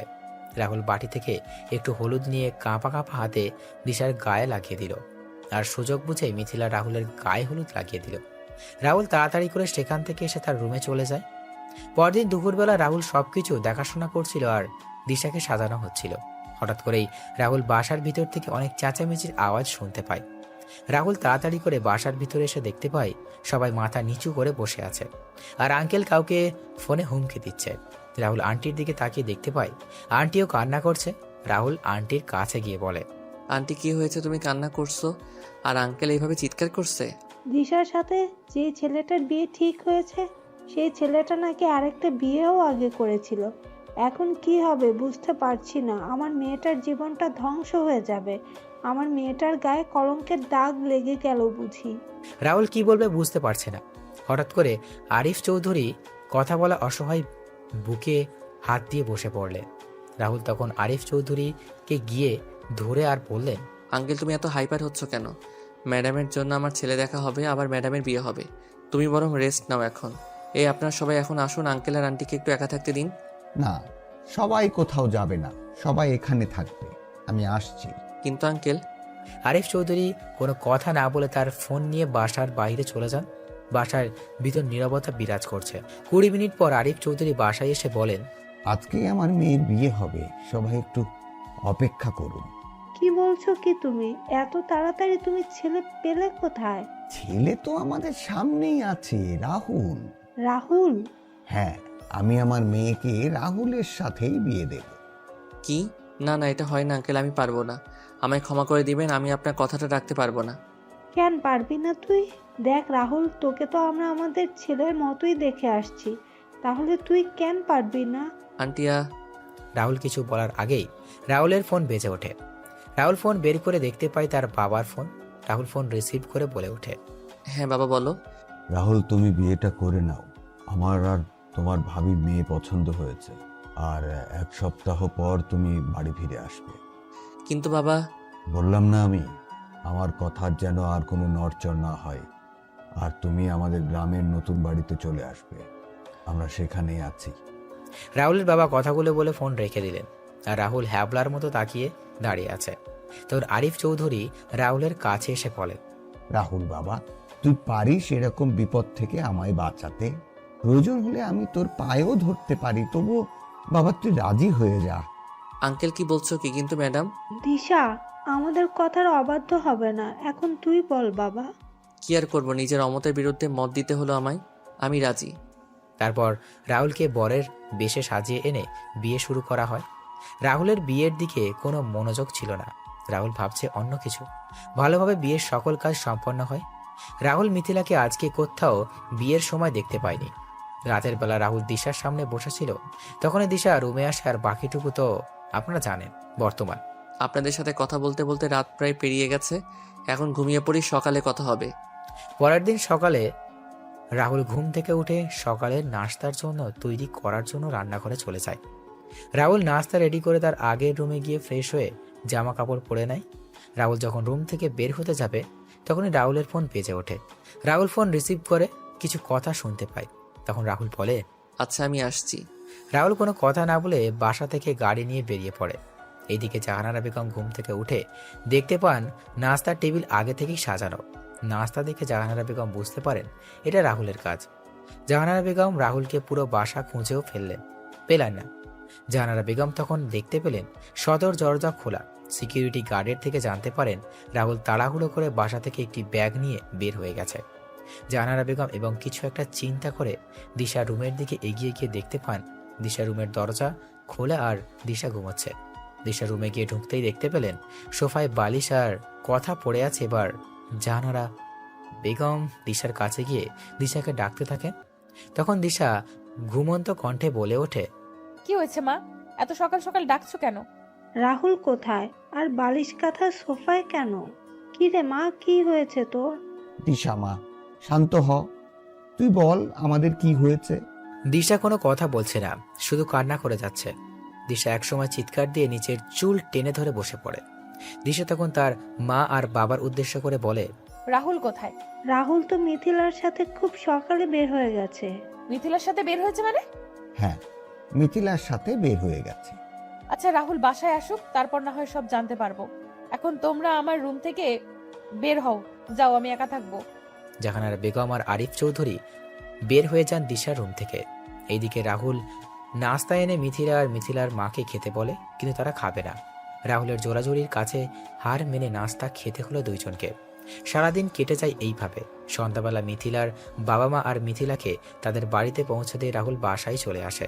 বাসায় এসে রাহুল যখন রুমে যাবে, তখন আরিফ চৌধুরী রাহুলের সামনে এসে রাহুলের গায়ে ঠাস ঠাস করে থাপ্পড় বসিয়ে দিয়ে বলে ওঠেন, রাহুল, তোকে তো আমি নিজের ছেলের মতোই মনে করতাম, তাহলে তুই আমার মেয়ের জীবন নিয়ে এভাবে ছিনিমিনি খেললে কি করে? তোকে সবার থেকে আলাদা মনে করেছিলাম, কিন্তু তুইও বাকি ছেলেদের মতো বের হলি। ছোট আব্বু, কি বলছো এসব তুমি? আমি কিছু বুঝতে পারছি না। রাহুল, তুমি আমাদের বিশ্বাসের প্রতিদান এভাবে দিবে আমরা কখনো ভাবতে পারিনি। ছোট আব্বু, ছোট আম্মু, কি বলছো তোমরা? কথাগুলো বলে আমি ম্যাডামের দিকে তাকালাম। দেখলাম ম্যাডামের চোখগুলো ফুলে আছে।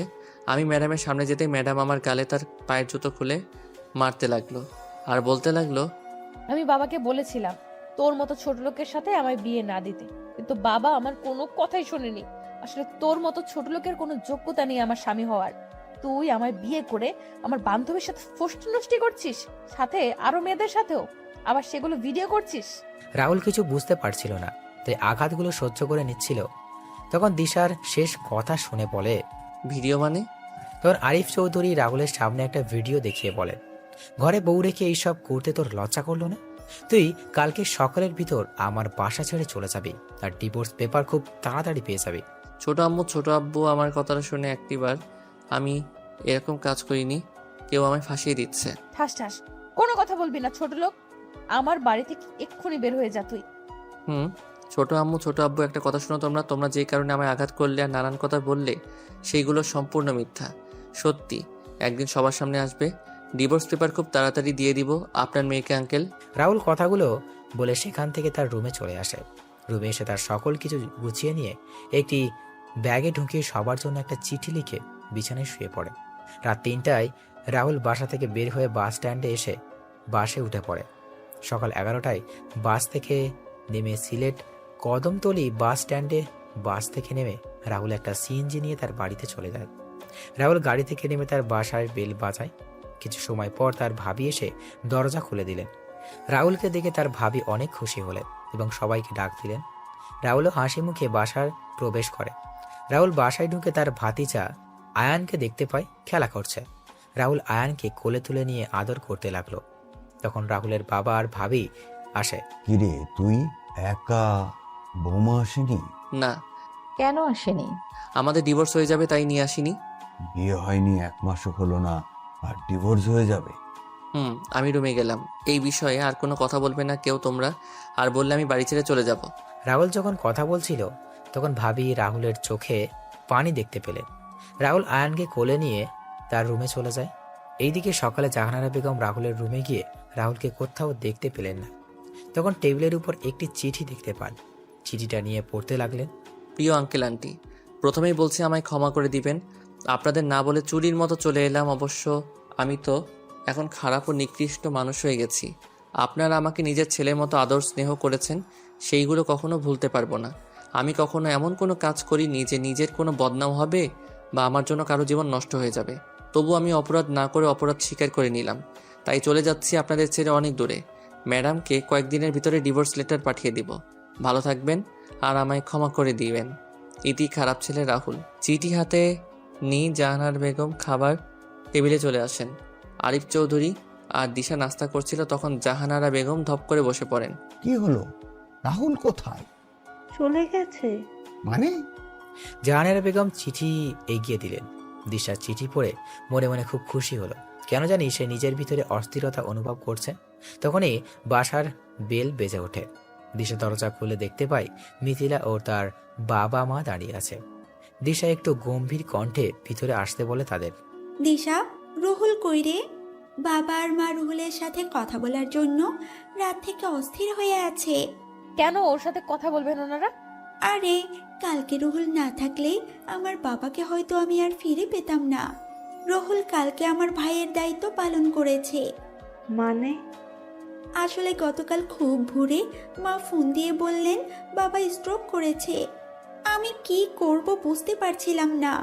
তারপর রুহুলকে বলি আমি সব কিছু। তখন রুহুল আর আমি বাবাকে নিয়ে হাসপাতালে চলে যাই। কালকে সারাদিন রুহুল আমাদের জন্য অনেক কিছুই করেছে, তাই তো বাবা সকাল হতেই চলে আসছে।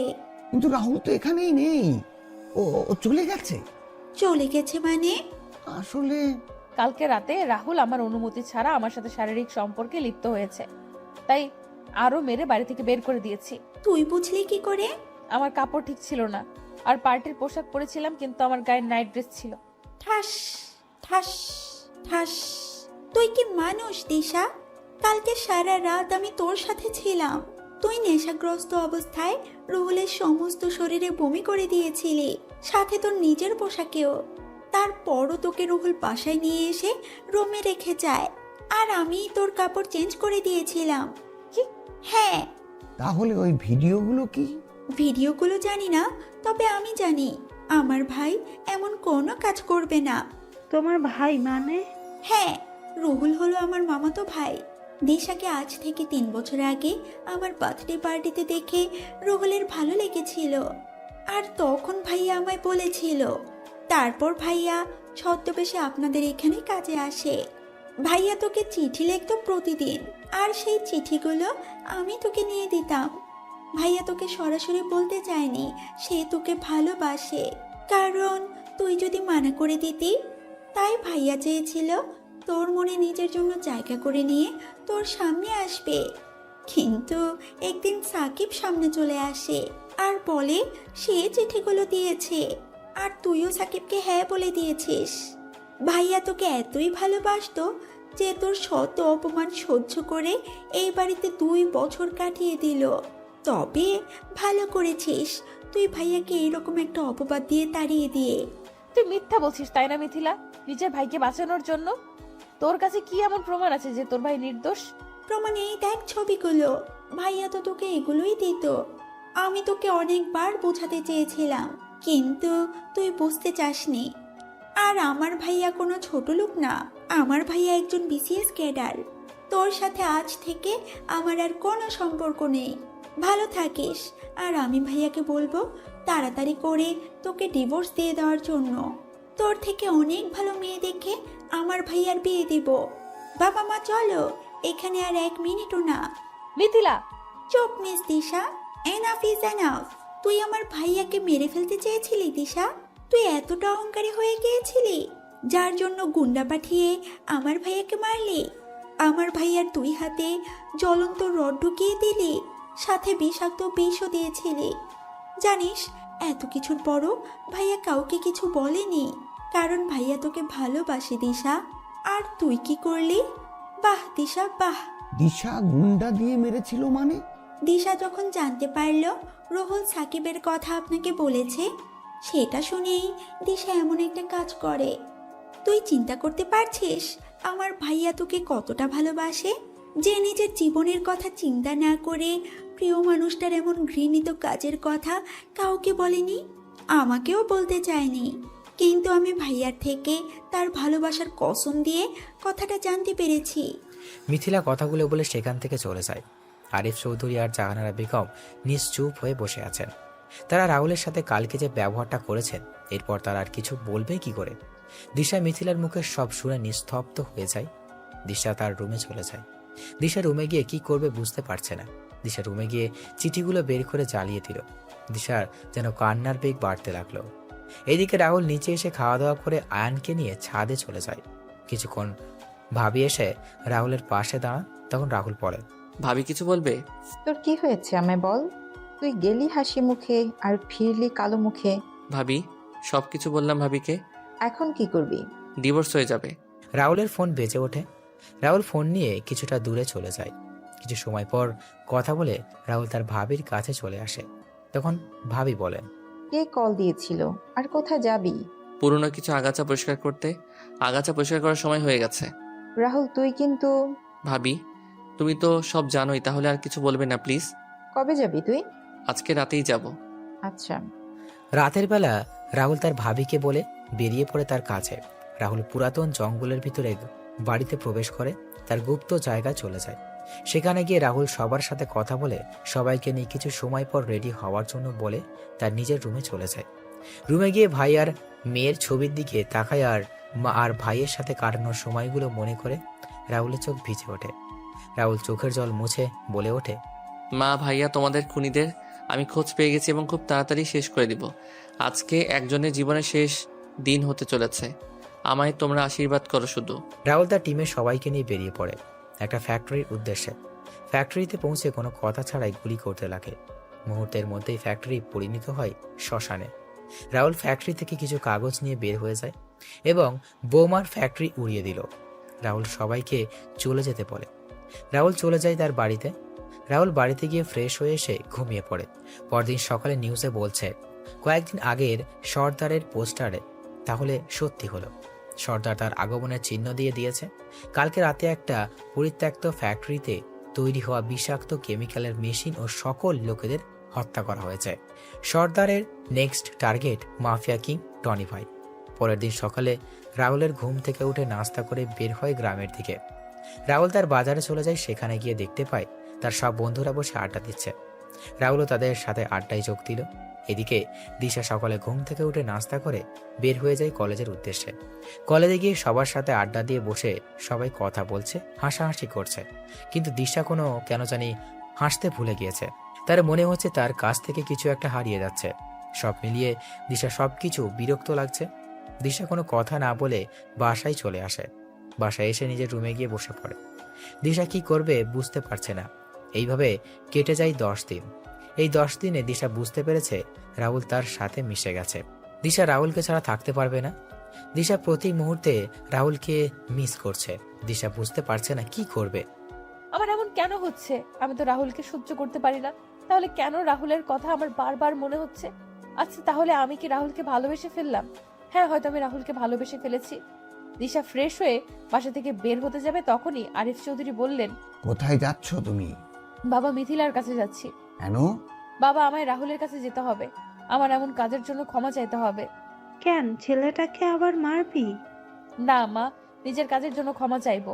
কিন্তু রাহুল তো ডিভোর্সের কাগজ পাঠিয়ে দিয়েছে। এই যে কাগজ। দিশা কাগজটা ভালো করে একবার দেখে কাগজটা ছিঁড়ে ফেলে দেয় আর বলে, আমি এই ডিভোর্স মানি না, আমি গেলাম। দিশা মিথিলার উদ্দেশ্যে বেরিয়ে পড়ে। দিশা মিথিলার বাসার সামনে এসে বেল বাজায়। কিছুক্ষণ পর মিথিলা এসে দরজা খুলে দিল।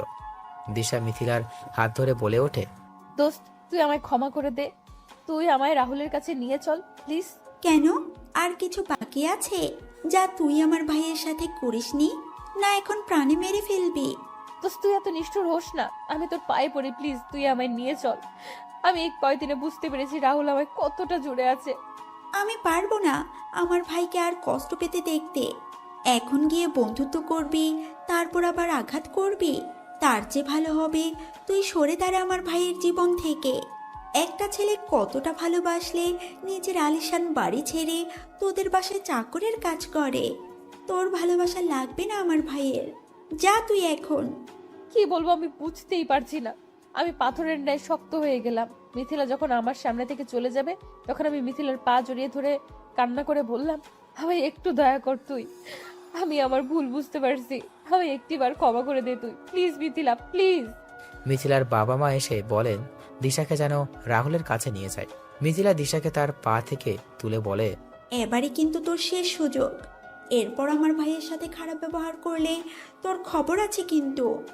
তবে আমি জানি না ভাইয়া তোকে ক্ষমা করে দিবে কিনা। আজকে মামা কল দিয়েছিল, আজকে ভাইয়াকে দেখতে মেয়ে পক্ষ আসবে।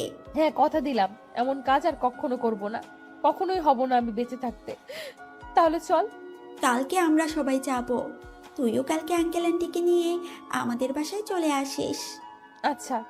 দিশা খুশি মনে বাসায় চলে আসে, কিন্তু মিথিলার শেষের কথা শুনে তার কেমন জানি ভয় হতে লাগলো। এদিকে রাহুল বাসায় এসে খাওয়া দাওয়া শেষ করে রুমে চলে আসে। রাহুল তার ল্যাপটপে বসে কাজ করছিল, তখন রাহুলের ফোন বেজে ওঠে। রাহুল ফোন হাতে নিয়ে দেখতে পায় আননোন নাম্বার। রাহুল ল্যাপটপের সাথে ফোন কানেক্ট করে দেখতে পায় টনি ভাই নামে সেভ করা। রাহুল ফোন রিসিভ করে বলে, জেনে গেছিস তাহলে তোর ভাই আমার হাতে? দেখ, তুই কিন্তু কাজটা ঠিক করছিস না। তুই এবং তোর ভাই মিলে আমার মা আর ভাইকে মেরেছিস, তখন মনে ছিল না? এবার দেখবি ভাই হারানোর ব্যথা কেমন হয়। দেখ, তুই কি এবার দেখবি তো তুই কি হয় সামনে। তোর সাথে অনেক হিসাব পরিষ্কার করা বাকি আছে টনি। তোর পরিবারের সবাইকে শেষ করে দিব আমি। আচ্ছা কর, কালকে তোকে দেওয়ার জন্য একটা পার্সেল রেডি করে রেখেছি। পার্সেল ডেলিভারির টাইম রাত 12টা থেকে 30 মিনিট। রাহুল ফোনটা কেটে দিয়ে আবার কাজে ব্যস্ত হয়ে যায়। আর টনি ভাই কল দিল তার লোককে। হ্যাঁ ভাই, বলেন। আমি ওর পরিবারের ইনফরমেশন চাই। আমি জানি আমার ভাইকে আমি বাঁচাতে পারবো না, তার চেয়ে ওর পরিবারের সবাইকে শেষ করে দিব আমি। বস, আমি কিছুক্ষণের মধ্যে আমি পাঠিয়ে দিচ্ছি আপনাকে। আচ্ছা, আর শোন, সাবধানে থাকবি। ভাই। ওই বস যখন ফোন রেখে বের হতে যাবে, তখনই কয়েকজন এসে বসকে নিয়ে যায়। আর রাত 12টায় রুমের ভিতর থেকে বস চিৎকার করছে, কিন্তু কেউ শুনছে না। 12:10 রুমে প্রবেশ করে বহুরূপী ভয়ঙ্কর হায়না সর্দার বস তখন বলে, দেখো সর্দার, আমায় ক্ষমা করে দাও। তুমি চাইলে আমি টনির সকল ইনফরমেশন তোমার দিয়ে দিব, তবু আমার ছেড়ে দাও। আমার মা ও তোদের আমার ভাইকে ছেড়ে দিতে বলেছিল, কিন্তু তোরা ছেড়ে দিয়েছিলি কি? আমার অনেক বড় ভুল হয়েছে, আমার ক্ষমা করে দাও। ভালো থাকিস, আর ক্ষমা আমার ভাই আর আমার মায়ের কাছে গিয়ে চেয়ে নিবি। রাহুল কথাটা বলেই একটা কোপে শরীর থেকে মাথা আলাদা করে দিল। বসের প্রাণ পাখি উড়াল দিল ক্ষমা চাওয়ার উদ্দেশ্যে। এটা টনির ঠিকানায় ডেলিভারি দিয়ে আয়, ডেলিভারিতে যেন কোনো সমস্যা না হয়। রাহুল কথাটা বলে সেখান থেকে বের হয়ে যায়।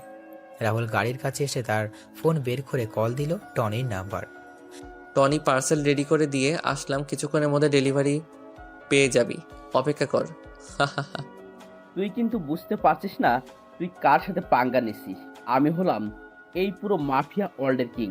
The place from which the tigers starts moving becomes his own. So keep watching what happens next. Rahul কথা বলেই ফোন রেখে দিল। রাহুল বাসায় এসে ফোন হাতে নিয়ে তার পুরাতন সিম অ্যাক্টিভ করলো। তখন রাহুল দেখতে পায় দিশা, মিথিলা, আঙ্কেল আন্টির নাম্বার থেকে অনেক কল এসেছে। রাহুল অবাক হয়ে যায় দিশার নাম্বার থেকে কল আসা দেখে। হঠাৎ করে মেসেজের দিকে নজর পড়ে, তখন রাহুল দেখতে পায় দিশার নাম্বার থেকে 350+ মেসেজ এসেছে, যার সবকটি সরি সরি লেখা। রাহুল হালকা একটা হাসি দিয়ে পুরাতন সিম ডিঅ্যাক্টিভেট করে ঘুমিয়ে পড়ে। এইদিকে দিশার ঘুম আসছে না, কারণ কালকে কি হবে সেটা ভেবে। রাহুল যদি তাকে ফিরিয়ে দেয়, রাহুল যদি আবার বিয়ে করে নেয়, রাহুল যদি তার সাথে খারাপ ব্যবহার করে দেয়, এইসব চিন্তা করতে করতে দিশা ঘুমিয়ে পড়ে। পরের দিন দিশা খুব ভোরে ঘুম থেকে উঠে তার মা বাবাকে রেডি করিয়ে তাড়াতাড়ি করে মিথিলার বাসায় চলে যায়। তারপর সবাই মিলে রাহুলের গ্রামের বাড়ির উদ্দেশ্যে রওনা দিল। রাহুল ঘুম থেকে উঠে তার বাবার সাথে চলে যায় একটা কাজে। দুপুরবেলা বাবা ছেলে বাসায় ফিরে খাওয়া দাওয়া শেষ করে যে যার রুমে চলে যায়। রাহুল রুমে এসে ঘুমিয়ে পড়ে। বিকালবেলা বুকে ভারী কিছুর অনুভব, রাহুলের ঘুম ভেঙে যায়। রাহুল চোখ খুলে সামনে তাকিয়ে চিৎকার করে বলে ওঠে, ভূত ভূত, দূর ভূত হবে না, পেতনি ভাবি, পেতনি বাঁচাও বাঁচাও। এই এই একদম চুপ। এই কি পেতনি দেখছি, আমায় চুপ করতে বলছে। ভাবি বা ও ও ওই তোরে না চুপ করতে বলছি, কথা বলছিস কেন? ও ও ও সরি। হাত সরিয়ে নিলাম রাহুলের মুখ থেকে। জোরে জোরে শ্বাস নিয়ে বললাম, এই কে আপনি? আমার রুমে কি? আর ওই ডাকিনির বেশে কেন? কি বললি? আমি ডাইনি? মানে? তাড়াতাড়ি করে আমি নিজের হাতে চিমটি কেটে ফেললাম। না, এটা তো সত্যি। আপনি এখানে কি করে, কি জন্য এসেছেন? রাহুল, আমি আমার কাজের জন্য সরি, প্লিজ আমায় ক্ষমা করে দাও। আমি না জেনে তোমার সাথে অনেক খারাপ ব্যবহার করেছি। আপনাকে এখানে নিয়ে আসছে কে? আমি তো আপনাকে ডিভোর্স লেটার দিয়ে দিয়েছি, তাহলে এখানে আসছেন কেন? আমি আসছি তোমার স্ত্রীর অধিকারে। আমি মানি না এসব ডিভোর্স। দেখুন, এসব না বলে সন্ধ্যা 6টার ট্রেন ধরে চলে যান আপনার বাসায়। আমি যাব না, আমি এখানে থাকার পারমিশন পেয়ে গেছি। কে দিয়েছে আপনাকে এখানে থাকার পারমিশন? আমার শ্বশুর মশাই দিয়েছে। বাবা, ভালো হয়েছে আপনি থাকুন, আমি চলে যাব। কালকে এখান থেকে বাবা। রাহুল, এদিকে আয় বাবা। হ্যাঁ আঙ্কেল। আমাদের ক্ষমা করে দে বাবা, আমরা না বুঝে ওই দিন তোর সাথে বাজে ব্যবহার করেছি, তোর গায়ে হাত তুলেছি। আরে আঙ্কেল, আমি তেমন কিছু মনে করিনি। সত্যি বলছিস তো তুই? হ্যাঁ আন্টি। তাহলে আমাদের আন্টি আর আঙ্কেল বলছিস কেন? সরি ছোট আম্মু। ছোট আব্বু তোমাদের নিয়ে এলো কে? আমি ভাইয়া। তাই তো বলি, এই কাজ তোর মতো ফাজিলের দ্বারা সম্ভব। মাথা ফাটিয়ে দিব তোর। তোর করলে আমার ভাতিজা কেন? দে আমার কাছে তুই। বললেই হলো। হয়েছে দুজনের এবার। নিন সবাই নাস্তা করেন এবার। আচ্ছা, আমি আসি, তোমরা বসে কথা বলো। কোথায় যাবি ভাইয়া? হু হু। বাজারে। বাজারে না, ডলির সাথে দেখা করতে। ফাজিলে একটা থাপ্পড় দিমু। ডলি তোর চেয়ে অনেক বড়। হঠাৎ করে আমার ফোনটা বেজে ওঠে। আমি বের করে দেখলাম ডলি কল। তাহলে সত্যি বললাম আমি? চুপ ফাজিল। মাত্র 3 বছরের বড়। হ্যালো রনি, বলো। হ্যাঁ আসছি। মিথিলা, এই ডলি কে রে? ডলি হচ্ছে ভাইয়ার বান্ধবী। ডলি আপু ভাইয়াকে পছন্দ করে। ভাবি, ডলি আর রাহুল। ডলির সাথে রাহুলের বিয়ে ঠিক হয়েছে দিশা। ভাবি কি বলছো কি তুমি? হ্যাঁ, রাহুল নিজেই সবকিছু ঠিক করেছে। কিন্তু রাহুল আর দিশার তো ডিভোর্স হয়নি, তাহলে? আমি রাহুলকে বলেছিলাম, কিন্তু রাহুল বলল ডিভোর্স হয়ে গেছে, আর ডলিকে নিয়ে আজকে শপিং এ যাবে বলেছিল। আমি বেঁচে থাকতে রাহুলকে আমার থেকে কেউ কেড়ে নিতে পারবে না। এখন আর এসব বলে কি হবে? সময় মতো তো আর তার মূল্য দিতে পারিসনি। তার চেয়ে চল, বাসায় চল। না বলছি না, আমি এখানে থাকবো। আমি আমার অধিকার ছেড়ে কোথাও যাচ্ছি না। মারে, এখানে থেকে কোনো লাভ হবে কি তোর? শুধু শুধু কষ্ট পাবি। আমার ভালোবাসা, আমার স্বামীর অধিকার ফিরে পাওয়ার জন্য কষ্ট যেতে রাজি আছি। রাতে যখন রাহুল বাসায় ফেরে তখন দিশা দেখতে পায় রাজের হাতে শপিং ব্যাগ। রাজ দিশার দিকে তাকিয়েও না তাকানোর ভান করে রুমে চলে যায়। দিশা রাহুলের পেছন পেছন রুমে যায় আর বলে, কোথায় ছিলে আর হাতে ব্যাগ কিসের? যেখানে ইচ্ছা ছিলাম, তাতে আপনার কি? আপনাকে না বলেছিলাম আপনার বাসায় চলে যেতে? আমি আমার স্বামীর বাড়ি ছেড়ে কোথাও যাচ্ছি না। কে স্বামী? কিসের স্বামী? তুমি আমার স্বামী। ফালতু কথা বাদ দিয়ে এখান থেকে বের হয়ে যান, ভালোই ভালোই বলছি। না, যাব না বলছি আমি। ঠাস ঠাস আমার মুখের উপর কথা বলিস তুই? রাহুল! কোনো কথা না বলে রুম থেকে বের হয়ে যায় এখনই। দিশা কান্না করতে করতে রুম থেকে বের হয়ে ছাদে চলে যায়। দূর থেকে রিয়াজ চৌধুরী আর জাহানারা বেগম সবকিছু দেখছিলেন আর চোখের জল ফেলছিলেন। তখন রিয়াজ চৌধুরী বলেন, সবই কপাল, মেয়েটা ছেলেটাকে কম কষ্ট দেয়নি। এবার বুঝুক ভালোবাসার মানুষ কষ্ট দিলে কেমন লাগে। মেয়েটার জীবন এভাবে ধ্বংস হয়ে যাবে, আর আমরা মা বাবা হয়ে তা দেখে যাব? কোন মুখে তুমি তোমার মেয়ের হয়ে কথা বলবে বলো? মেয়েটা আরেকটু হলে একটা ছেলেকে পঙ্গু করে দিত। তুমি বুঝতে পারছো না কেন? মেয়েটার কান্না আমি যে সহ্য করতে পারছি না। এইদিকে তার ডান বসের জানালা থেকে এসে এক নাগাড়ে ড্রিঙ্কস করে যাচ্ছে, কিন্তু কিছুতেই তার নেশা হচ্ছে না। টনি তার ভাই সাকিবের ছবির দিকে তাকিয়ে বলছে, সাকিব ভাই, আমায় ক্ষমা করে দিস। আমি তোকে বাঁচাতে পারলাম না। জানি না তুই বেঁচে আছিস কিনা। আমায় ক্ষমা করে দিস ভাই। তবে কথা দিচ্ছি, ওই সর্দারকে আমি শেষ করে দিব। সাকিব চিৎকার করছে, কিন্তু তার চিৎকার দেওয়ালে আঘাত পেয়ে আবার ফিরে আসছে। হঠাৎ করে দরজা ঠেলে ভিতরে প্রবেশ করে রাহুল। রাহুলকে দেখতে পেয়ে সাকিব বলে ওঠে, রাহুল তুই? সর্দার বলো। কি তার মানে তুই সর্দার? হ্যাঁ আমি সর্দার। তুই আর তোর ভাই মিলে আমার ভাই আর মাকে মেরেছিস, সাথে আমার ভালোবাসাকে আমার থেকে দূরে সরে করেছিস। এবার তোকে আমি পৃথিবী থেকে দূর করাবো। দেখ, আমার ভুল হয়েছে, আমায় ক্ষমা করে দে। আমি আমার সকল কাজের জন্য অনুতপ্ত। আমি সবকিছু স্বীকার করে নিচ্ছি তো। আমার আদালতে আমি কাউকে ছাড় দেই না, তোরও কোনো ছাড় নেই। যা তুই চলে যায়, খুব তাড়াতাড়ি তোর ভাইকেও পাঠিয়ে দিব। কথাটা বলে রাহুল তার পিস্তলের সকলগুলি সাকিবের শরীরে ঢুকিয়ে দিল আর তার লোকদের বলল লাশটা যেন টনি ঠিকানায় পৌঁছে যায়। রাহুল বাসায় চলে যায়। রাত 8টায় টনি বসে আছে আর তার ভাইয়ের প্রাণহীন হিম শীতল দেহের কাছে। টনির চোখ থেকে পানি ঝরছে আর মনের ভিতর আগুন দাউ দাউ করে বাড়ছে। টনির সমস্ত লোকেরা এসে জমা হয় তার বাড়িতে। এইদিকে রাহুল বাসায় ফিরে ফ্রেশ হয়ে এসে সবার সাথে কিছু সময় আড্ডা দিয়ে খাওয়া দাওয়া করে তার রুমে চলে যায়। রাহুল সবেমাত্র বিছানায় শুয়েছে, তখনই দিশা রুমের দরজা ঠেলে ভিতরে ঢুকে দরজা লাগিয়ে দিল। রাহুল সামনে তাকিয়ে দিশাকে দেখে বলে ওঠে, কি ব্যাপার, আপনি আমার রুমে কেন? আমার জামাইয়ের রুমে আমি থাকবো না তো কে থাকবে? জামাই মানে? আপনাকে বললাম না আমাদের ডিভোর্স হয়ে গেছে।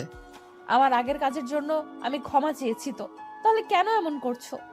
আপনি অন্য রুমে গিয়ে ঘুমিয়ে পড়েন, শুধু শুধু ঝামেলা করছেন কেন? আমি যাব না, আমি এই রুমে ঘুমাবো। দিশা কথাটা বলে যেই বিছানায় উঠতে যাবে তখন রাহুল দিশার গালে ঠাস ঠাস করে থাপ্পড় বসিয়ে দিয়ে বলে ওঠে, বিছানায় উঠছেন কেন? তাহলে কোথায় ঘুমাবো আমি? আর তুমি আমায় মারলে। মাটিতে বা বেলকনিতে ঘুমাতে পারেন, এটা কেবল শুরু, গুনে গুনে হিসাব হবে। বাইরে তো অনেক ঠান্ডা, তাহলে আমি ঘুমাবো কি করে? সেটা আমি কি করে বলবো? আচ্ছা। দিশা যখন বালিশ নিয়ে বেলকনিতে যাবে তখন রাহুল দিশাকে থামিয়ে দিয়ে বলে, থাক, আপনি বিছানায় ঘুমান, আমি সোফায় ঘুমাবো। আমি তো আর অমানুষ না। এক বিছানায় ঘুমালে কি হবে? ওই যে ছোট লোক মানুষ আমি। রাহুল সোফায় গিয়ে লাইট নিভিয়ে ঘুমিয়ে পড়ে আর দিশা তাকিয়ে আছে রাহুলের দিকে। রাহুল মাঝরাতে কান্নার শব্দ শুনতে পায়। রাহুল তাকিয়ে দেখতে পায় দিশা কান্না করছে। তখন রাহুল বলে, আবার যদি কান্নার শব্দ আমার কানে আসে তাহলে লাত্তি দিয়ে রুম থেকে বের করে দিব, যত সব ন্যাকামো। দিশা কান্না বন্ধ করে শুয়ে পড়ে। পরের দিন সকালে রাহুল নাস্তা করে বের হয়ে যায় বাসা থেকে। দিশা ঘুম থেকে উঠে বিছানায় খুঁচিয়ে নিচে চলে যায়। নিচে গিয়ে ভাবিকে বলে, আচ্ছা ভাবি, মানুষ ভুল করলে ক্ষমা চাইলে তো তাকে ক্ষমা করে দেয়, তাহলে তোমার ছোট ভাই আমায় ক্ষমা করছে না কেন? জানিস দিশা, আমার যাকে বেশি ভালোবাসি তার উপরেই কিন্তু রাগ অভিমান করি। রাহুলেরও তেমন হয়েছে। আমি কি করব এখন? রাহুলের সাথে সবকিছু জোর করে করবি, যদি কি না করতে বলে সেটা করবি, সবসময় রোমান্টিক মোডে থাকবি। আচ্ছা। দিশা ভাবির কথা অনুযায়ী কাজে নেমে পড়ে। কয়েকদিন রাহুল একটু রাগ দেখলেও এরপর আর দেখতে পারেনি। রাহুল একটা রুমে বসে বিহার থেকে আসা তার লোকেদের একটা ছবি দিয়ে বলে, এই ছবির অমানুষটাকে আমার আস্তানা দিয়ে আসবি, তোরা এর সাথে কিছু করবি না, যা করার আমি করব সব। টনি তার ছেলের কবর দিয়ে এসে তার সমস্ত লোকের উদ্দেশ্যে বলে ওঠে, ওই তোরা সর্দারকে খুঁজে বের কর, যত টাকা লাগবে আমি দেব। আমার ছেলের খবরের সাথে সাথেও আমি ওই সর্দারের খবর দেখতে চাই। আমার থেকে আমার সব কিছু কেড়ে নিয়েছে ও, আমি ওর থেকে ওর সব কিছু কেড়ে নিব। ওই সর্দারের এমন ভয়ানক মৃত্যু দিব যা দেখে মৃত্যু দেবতাও ভয় পেয়ে যায়। রাহুল সেখান থেকে চলে আসে। বাসায় এসে খাওয়া দাওয়া শেষ করে বিছানায় শুয়ে ছিল। এই সুযোগে দিশা রুমে ঢুকে রাহুলকে জড়িয়ে ধরে। এই হচ্ছেটা কি? রাহুলের গলা চেপে ধরে বললাম, চুপ বসে থাকো, না হলে এর পরিণাম কিন্তু খুব খারাপ হবে। আমি এখন তোমার বুকে ঘুমাবো, যদি আমার ঘুমানোর কোনো সমস্যা হয় তাহলে কিন্তু বাসর করে নিব। মনে মনে বললাম, কি মেরে বাবা, সাক্ষাৎ ডাইনি আমার বুকে ঘুমাবে, অথচ আমায় কয়েকটা দিন আগে সহ্য করতে পারতো না। অঙ্কুশ দাদা একটা কথা ঠিকই বলেছিল, মেয়েদের মন বোঝা নয় রে সোজা। কি বলছিস? আমি সব শুনছি কিন্তু। আর কিছু না, আপনি ঘুমিয়ে পড়ুন, একবার ছাড়া পাই তাহলে বুঝবি ডাইনি বেডি। আরো অনেক কষ্ট দিব তোকে, দেখি কেমন সহ্য করতে পারো শোনা। এই তোরা কে? আমাকে এখানে নিয়ে আসছিস কেন? তোরা চিনিস না আমি কে? তখন রাহুল রুমে প্রবেশ করে বলে, তুই হলি গলির কুকুর? তুই কি বলছিস? ভেবে বলছিস তো? আরে তোর মতো কুকুরকে কিছু বলতে হলে ভেবে বলতে হবে নাকি? এই তুই কে রে? তখন থেকে তুই তুই করে বলছিস। দেখবি আমায় তুই? হ্যাঁ। দেখলে তোর প্যান্ট ঢিলে হয়ে যাবে না তোরে? তখন টনি রেগে বলে, এই কুত্তার বাচ্চা, সামনে এসে কথা বল সাহস থাকলে সব কয়টাকে মেরে এখানে পুঁতে রেখে দেব। তাই নাকি রে, এখানে পুঁতে ফেলবি? রাহুল এই কথা বলে সামনে এগিয়ে যায়। রাহুলকে দেখে টনির চোখ বড় হয়ে যায়। কেউ কিছু বলছে না। তখন রাহুল বলে, কি রে, নে আমায় মেরে পুঁতে ফেলবি না? পুঁতে ফেল আমায়। সর্দার। রে, আমায় মারার জন্য যাদের পাঠিয়েছিলি তাদেরকেও আমি তোর ভাইয়ের কাছে পাঠিয়ে দিয়েছি। এবার তোর পালা, তোকেও পাঠিয়ে দিব তোর ভাইয়ের কাছে। তুই এখনো বেঁচে আছিস? তোকে তোর ভাই এসিপি রাজ আর তোর মাকে না মেরে ফেলেছিলাম, তাহলে বেঁচে গেলে কি করে? তোরা কি ভেবেছিলি আমি মারা গেছি? তোর করা সকল অন্যায়ের পুরস্কার দেওয়ার জন্য আমি আবার ফিরে আসছি। তোরা আজ আমার পরিবারের সাথে যা করেছিস সেটা এখন তোদের সাথে করব। সর্দার ভাই, আমাদের ক্ষমা করে দাও, আমরা অনেক বড় ভুল করে ফেলেছি। আমি আর কখনো এমন কাজ করব না, আমায় ক্ষমা করে দেন প্লিজ ভাই। আচ্ছা যা, আমি তোদের ক্ষমা করে দিলাম। আমার লোকেরা তোকে কিছু বলবে না। তুই জানিস তো আমি একটা সুযোগ দেই। তখন রাহুলের লোকেরা না না বলে ওঠে। সবাই এগিয়ে আসে টনিকে মারার জন্য। তখন রাহুল বলে, আগে আমি কথা শেষ করতে দে, তারপর তোরা যা করার করিস। ধন্যবাদ সর্দার ভাই। আর আগে শুনবি তো? বলুন ভাই। এই বাড়ির পাশে একটা পুকুর আছে, সেই পুকুরে 10টা ডুব দিতে হবে। 10টা ডুব দিয়ে উঠে আসলেই আমরা তোকে ছেড়ে দিব। কিন্তু ওইখানে তো শার্ক আর কুমির আছে। তাহলে তুই এই হান্টারদের হাতে মরবি। দেখছিস এক একটাকে, এরা বিহারের জঙ্গল পশু শিকার করে, কিছু ঝলক দেখবি নাকি? বলে হাসতে লাগলাম। আমি সর্দারের এর কথা শুনে ওই হান্টারগুলোর দিকে তাকলাম। এইগুলো আসত একটা জমদূত, তার চেয়ে আমি বরং পুকুরে 10টা ডুব দিয়ে আসি। আমি তখন বললাম আমি রাজি পুকুরে ডুব দিতে। এটা শুনে রাহুল একটা রহস্যময় হাসি দিল।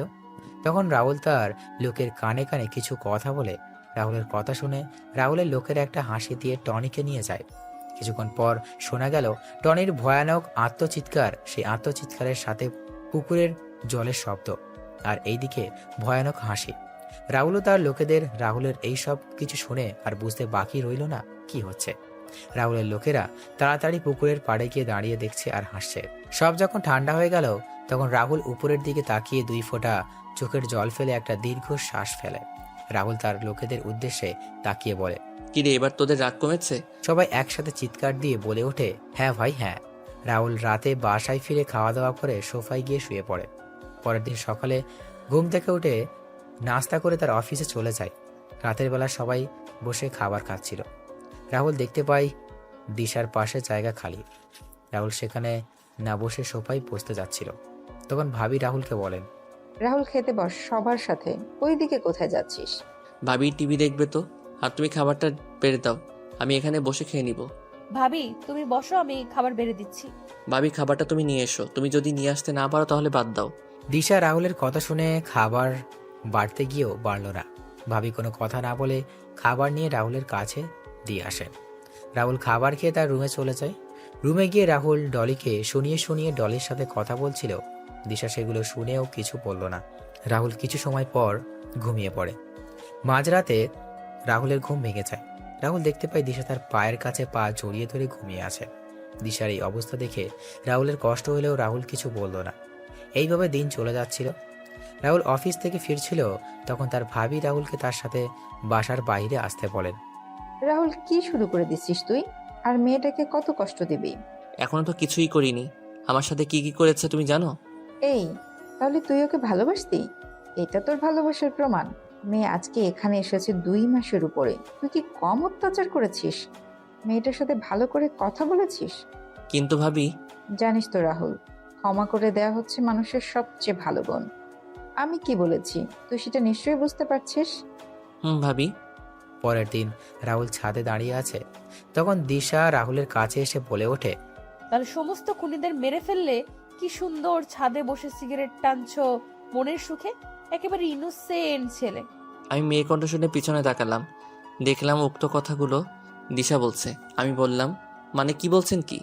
ইন্টারপোল অফিসার রাহুল আর সন্ত্রাসীদের আতঙ্কের নাম সর্দার মানুষটা যে তুমি, আমি সেটা জানতে পেরেছি। কি যাতা বলছেন? সত্যি বলছি আমি। কি প্রমাণ আছে আপনার কাছে? প্রমাণ দেখতে চান আপনি? কি প্রমাণ? প্রমাণ হলো আপনার এই ব্যাজ, আপনার এই আইডি কার্ড। এগুলো কোথায় পেলেন আপনি? আজকে তোমার রুম পরিষ্কার করতে গিয়ে। আমার জিনিস কাকে জিজ্ঞেস করে হাত দিয়েছো তুমি? আমার অধিকার আছে তাই দিয়েছি। বেশি কথা না বলে রেডি হয়ে নাও, আজকে আমাদের বিয়ে। বিয়ে মানে? আজকে তোর বিয়ে দিশার সাথে। কি, আমি করব না বিয়ে? কেন? যে ঝগড়াটে মেয়ে, কথায় কথায় ঝগড়া করে আর অহংকারীও। আরে ভাইয়া, তোদের মানাবে খুব সুন্দর। ওরে বান্দরনি, তুই কোথায় ভাইকে সাপোর্ট করবি তা না করে ওই ভয়ঙ্করী মেয়েকে সাপোর্ট করছিস। তখন দিশা রাহুলের সামনে এসে দাঁতে দাঁত চেপে বলে, ওনার সাথে আমার কিছু কথা আছে, তোমরা ছাদে থাকো, আমরা কথা শেষ করে আসছি। এই কথা বলে দিশা রাহুলকে টানতে টানতে নিচে নিয়ে আসে। আর এইদিকে সবাই হাসছে। দিশা রাহুলকে তার রুমে নিয়ে গিয়ে দরজা লাগিয়ে রাহুলের কলার টেনে বলে, কি বললি তুই? আমায় বিয়ে করবি না? ঠিকই বলছি। আর তুমি আমায় তুই তুই করে বলছো কেন? বেশ করেছি বলেছি। ভালোই ভালোই বিয়ে করতে রাজি হয়ে যাও, না হলে কি জুতা দিয়ে আবার মারবেন? তো চাইলে মারতে পারেন। এখনই বাসর করে নিব। কি বেয়াদব মেয়ে মাইরি। ওই কথা না বলে খাটে চল, নইলে এখন ওইটা জোর করে নিব। ওইটা মানে? দেখাবো নাকি? রাহুলের দিকে এগোতে লাগলাম। না, এই না। দিশা একটা ছুরি নিয়ে নিজের হাতে টানতে লাগলো। দিশার হাত থেকে রক্ত পড়ছে। রাহুল তাড়াতাড়ি করে দিশার দিকে এগিয়ে যায়। দিশা পিছিয়ে গিয়ে বলে, আমার দিকে এগোবে না। আমি অনেক খারাপ আচরণ করেছি তোমার সাথে। আমার বেঁচে থাকার কোনো অধিকার নেই, তাই তো তুমি আমায় বিয়ে করবে না। ম্যাডাম, আমাকে ক্ষমা করে দিও। ভালো দেখে কাউকে বিয়ে করে সুখে থেকো। দিশা যখন ছুরি চালাতে যাবে তখন রাহুল বলে ওঠে। আমি রাজি বিয়ে করতে তোমায়, প্লিজ এমনটা করো না। দিশা ছুরিটা ফেলে রাহুলকে গিয়ে জড়িয়ে ধরে কান্না করতে থাকে। রাহুলও দিশাকে জড়িয়ে ধরে আছে। দিশা বলে, আগে সবাইকে চিৎকার করে বলো আমায় বিয়ে করবে। আচ্ছা পরে বলবো। আমি কিন্তু আবার ছুরি নিয়ে নিব। বলছি এই আমি বিয়ে করতে রাজি।